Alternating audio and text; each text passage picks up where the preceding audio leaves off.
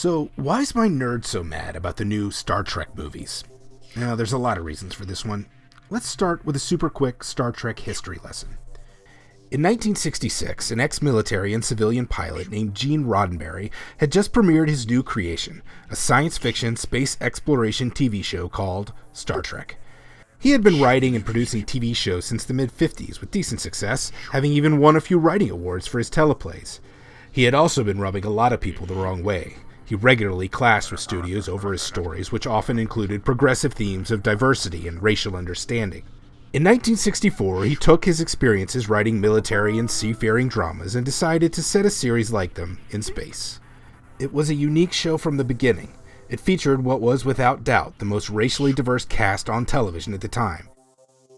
Now sure, the sets were cheap, the acting was often hammy, the stories sometimes simply silly. But Star Trek always shined in two areas. One, it proposed a future in which a person's capabilities were never overshadowed by their race, their gender, or their ethnicity. And two, and perhaps most importantly, no matter how silly the stories were, they almost always were talking about something important. The show swam in allegory, tackling social commentary about racism, sexism, civil rights, war, drug abuse, greed, poverty, authoritarianism, native cultural rights, and even the negatives of technological advancement itself. But here's the brilliant thing, and it's not talked about enough. The lens through which the show focused these issues was that of a future humanity which had already solved all of these problems. Before Star Trek, TV science fiction was mainly for kids.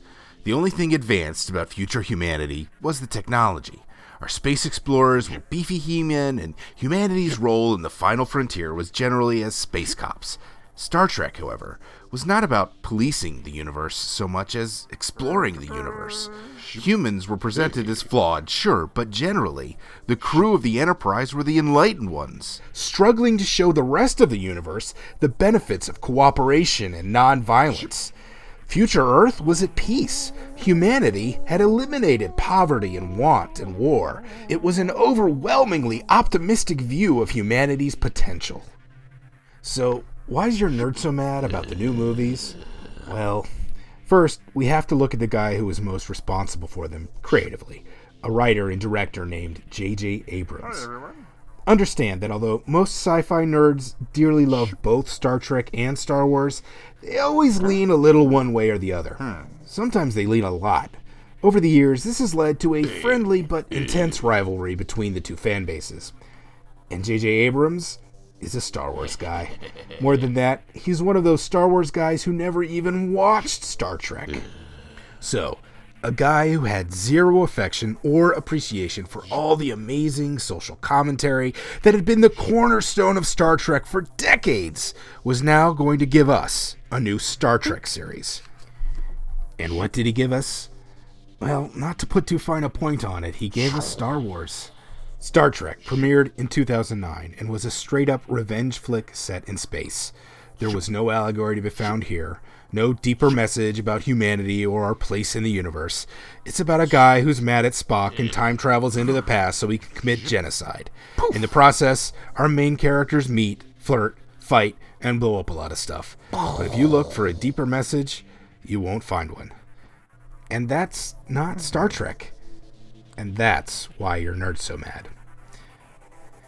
Having said that, your nerd is probably also mad about something else. J.J. Abrams' Star Trek was good. In fact, it was really good. Opinions vary, of course, but in strict filmmaking terms, it was probably the best, most entertaining Star Trek film since Star Trek II: The Wrath of Khan almost 30 years prior. And that's okay. Things change. Even something as beloved as Star Trek. And honestly, despite its history, the most popular Trek movies tend to be those with the least social commentary and the most phaser fire. It's okay. Gene Roddenberry's legacy as a visionary, not only in terms of the shows he created, but the optimism and progress he hoped to inspire, is pretty secure. Live long and prosper, guys.